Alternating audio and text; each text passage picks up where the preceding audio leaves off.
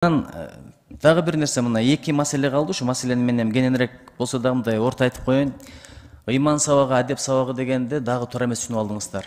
Диндердин тарыхы кайда, ыйман, адеп кайда?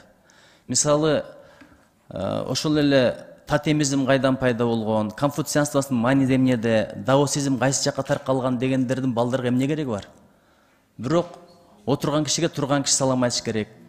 Же болбосо улууга урмат, кичүүгө ызат, көчөдө какырба, түкүрбө, сөгүнбө, дааратканага туура кирип чык. Адеп, ыйман деген ошол. Анан 9-класста атасыздар. 9-класс поезд өтүп кеткен мезгил. Кечегинтип мугалимдердин подстава кылып туруп, видеого чыгарган мезгил. Ошого чейин тарбия берип калыш керек. Ыйман, адеп десе эле мындай диндештирип атат, светтик өлкөбүз. Айланайын, бабаларыбыз ыймандуу болду деп эле бата берчү эле го, туурабы? Туура жүр, таза жүр, адептүү бол, жан дүйнөң таза болсун деген эле нерсе. Эми кечирип коюңуздар, дааратканага кирип чыкканды билбеген эл болуп атабыз. Мен ошол жөнүндө айтып атам. Бул 1-класстан болуш керек. Американ мектептеринде бар, канткенде жакшы жаран болом деген. Япондордун идеологиясы биринчи адеп, андан кийин билим. Мен ошону айтып атам. А кече көрүп атасыздар, акыбетинде келип туруп, мугалимдер менен тең айтышып, биздин убакта мугалим келатканда көзүнө тик карай албайт элек. Ошон үчүн илим билим жукпай атат өлкөбүзгө.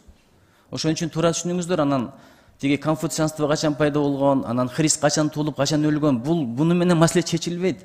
Муну жөн гана кругозор деп коет. Анын жашоодо пайдасы барбы жокпу? Мен муну айткым келди.